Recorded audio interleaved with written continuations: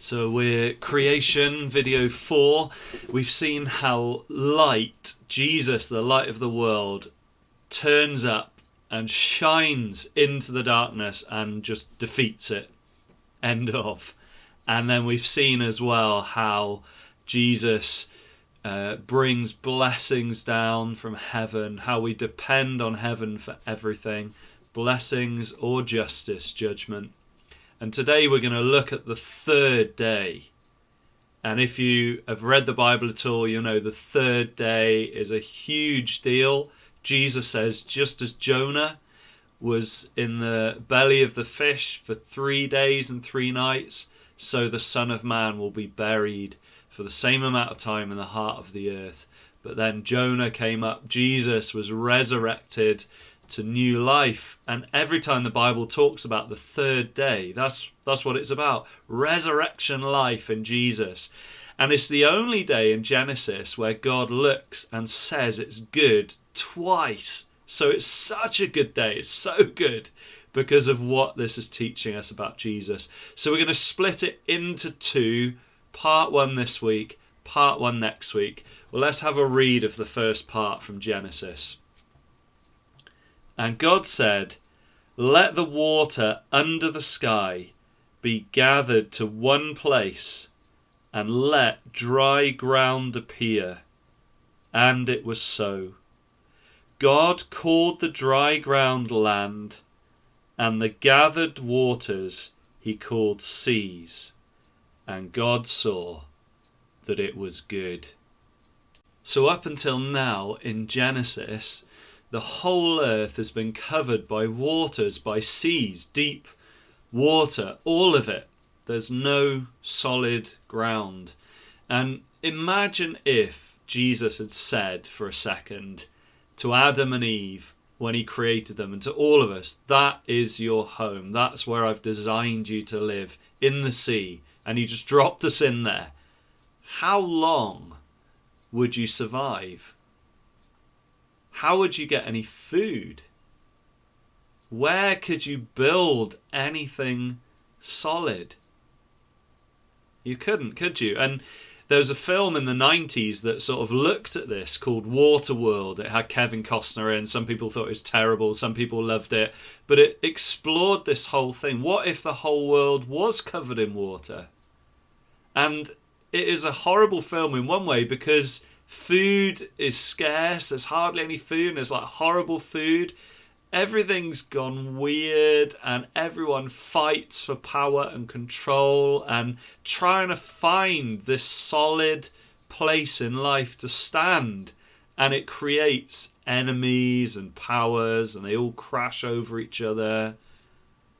And isn't that exactly how we describe our lives sometimes? Some of the phrases we say, isn't it? I'm trying to keep my head above water. It means I'm trying to keep myself above all my problems and not get drowned in them. Oh, they're dead in the water, we say. It means they're just drifting around with no hope. I'm in deep water. It means I'm in trouble. I'm threatened. I feel like I'm going to be overwhelmed. And we say, isn't it, looking at someone else's life, oh, there's troubled waters there. It means there's all sorts of stuff being stirred up in their lives. There's trouble.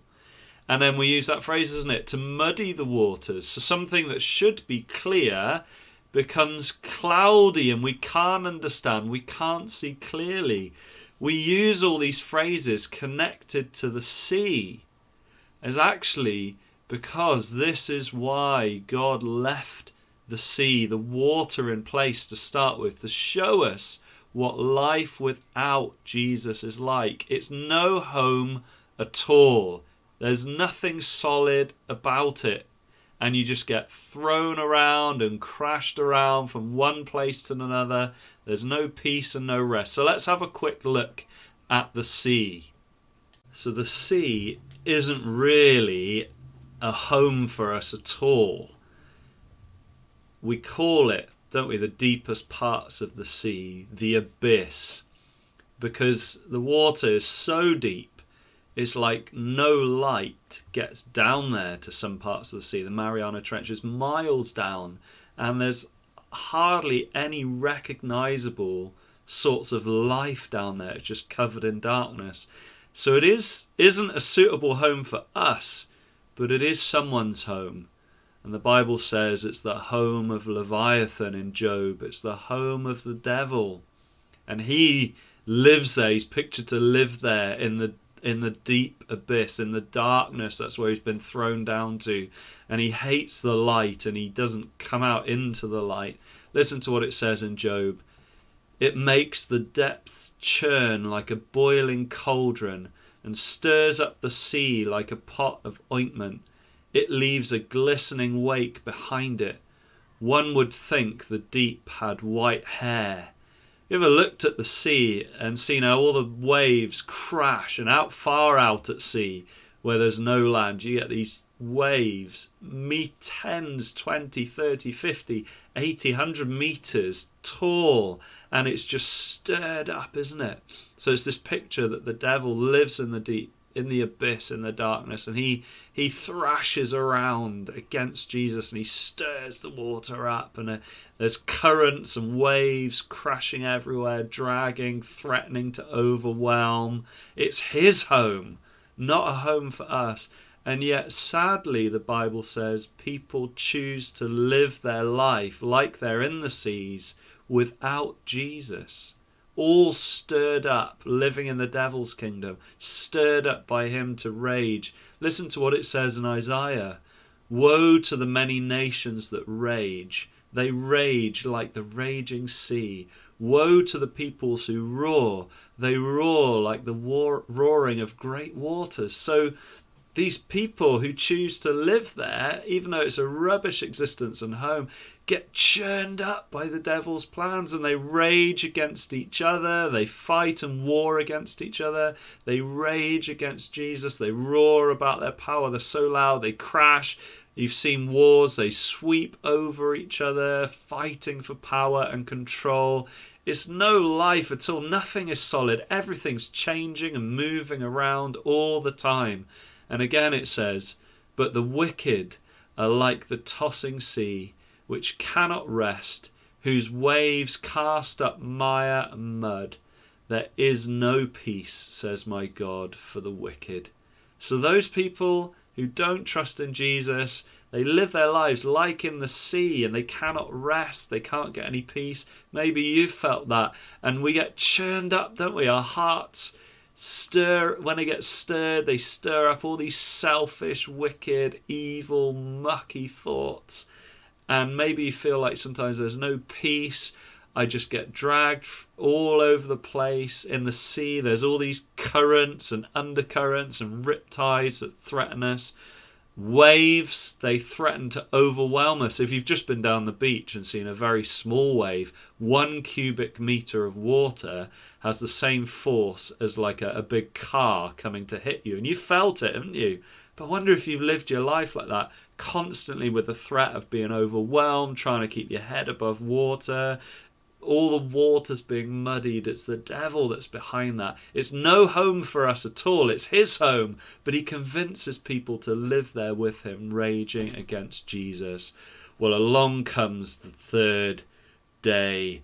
And God says, let all that chaotic, unrestful, unpeaceful, thrashing and raging waters and deep seas, abysses, let them be gathered into one place, and let dry ground appear. A solid home is needed for people to exist and live and thrive, to build on, so they're not overwhelmed by trouble and bad stuff all the time. Think about the water in the sea. It's bitter, isn't it? It's salty. If you ever try drinking it, it makes you sick. And isn't that life without Jesus? We say, I've tasted the bitterness of tears, salty tears. And that's what it's like. Salt in the Bible is talking about judgment. The seas and the devil and all the people who choose to live like that, raging and thrashing, it's all bitterness. It's all salty and under judgment. Somewhere better is needed. Think about the difference between living in the sea, or trying to live in the sea, and living on dry ground, on land. We use loads of phrases to describe it, don't we? I've got my feet back on solid ground means I'm in a place where I feel safe and secure. Describing someone like they're solid as a rock or steady as a rock means they're dependable. You can trust on them. They won't give way under your feet. They can be leaned on. The phrase living off the land is that it produces things to feed us and refresh us and help us to live. So this dry ground, this land that appears, is preaching Jesus to us in saying, as he rose on the third day, this way of life, out of all that chaos and thrashing around, this steady, solid rock rose, and you can build on him, and he's dependable and safe and secure, and he fills the whole world with his kingdom. Remember Nebuchadnezzar's dream where he saw a rock cut out but not by human hands, saying it was Jesus, and it says the rock that struck the statue became a huge mountain and filled the whole earth. So all the land we see around us is made out of rock. If we dig down, we get down to the bedrock, the rock that doesn't move, and it's steady. We don't have to worry, do we? We trust the ground all the time, the land. We just take another step. We don't even think about it giving way like we do in the sea. And it's saying that Jesus is like this rock, solid, dependable. He might seem tiny and insignificant, but his kingdom, he is growing to fill the whole earth like a huge rock-solid mountain. And he talks in Job. He says to Job, who shut up the sea behind doors when it burst forth from the womb? When I made the clouds its garment and wrapped it in thick darkness? When I fixed limits for it and set its doors and bars in place? When I said, this far you may come and no further, here is where your proud waves halt. So there you've got that amazing description to Job of how Jesus talks to the sea. He talks to that chaos, those waves, and he says, that's as far as you're coming. So it's like this rock stops the waves from overwhelming all the land, and Jesus stops the sea. The sea, doesn't it, tries to sweep over the land, and it would unless it had limits. But Jesus stands there and says, stop, to show us he stops all the wickedness of the devil from just overwhelming the whole world. He holds it back. Remember when he rescued the church out of Egypt? One of the Psalms describes it like this: he rebuked the Red Sea and it dried up. He led them through the depths as through a desert on dry ground. The sea came back and overwhelmed Pharaoh and his armies. They were all drowned there. It was too powerful for them. But the weak, feeble church, so they were supposedly called, walked through on dry ground. Jesus breathed on the deeper sea and it just opened up. Remember, he walks on the abyss. He walked on the water to the disciples. The sea just becomes like solid ground under his feet. He is this rock. Remember, through the whole Bible, the rock of Israel, the rock of the church, he's called. He's the rock that accompanied them was Christ. And to be saved, to trust in Jesus, the Bible describes like this, Psalm 40, he lifted me out of the slimy pit, out of the mud and mire. He set my feet on a rock and gave me a firm place to stand. Trusting in Jesus as being like lifted out of that horrible, muddy, thrashing, raging sea and having a firm place to stand for the first time in your life. Someone to depend on who's rock solid, who's strong, almighty, who will never give way no matter what weight you put on him. That you can just trust all the time, almost without thinking. He's so dependable. No wonder Psalm 62 says, from the ends of the earth I call to you. I call as my heart grows faint. Lead me to the rock that is higher than I. And that should be our constant prayer. Lead me to Jesus, that rock who is like this huge mountain. We can live safely on his life forever.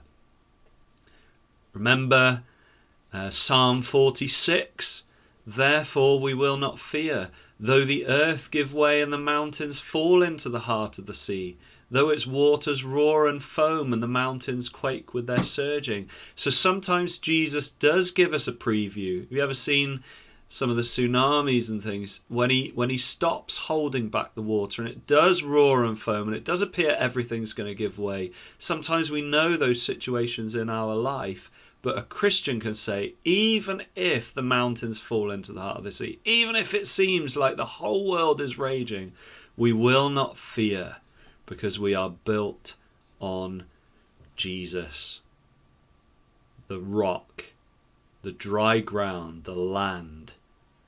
And it's lovely that in the Bible, isn't it? It's not the promised sea that God promises. It's the promised land, the promised ground of Jesus we're going to live on forever. Jesus says, therefore, everyone who hears these words of mine and puts them into practice is like a wise man who built his house on the rock. The rain came down, the streams rose, and the winds blew and beat against that house, yet it did not fall, because it had its foundation on the rock. Are you living in the sea? Do you know Jesus can take you out and give you a firm place to stand? If you build your life on Jesus, it will be rock solid against every trouble, every problem. He's stronger than death. He loves you. He went down into the abyss, into all that, to bring you up out and to give you a safe place to live on him. The third day, his resurrection life, he rises up like this huge mountain where you can live and stand strong forever. So trust in Jesus, and then you can say, he lifted me out of the slimy pit, out of the mud and mire. He set my feet on a rock and gave me a firm place to stand.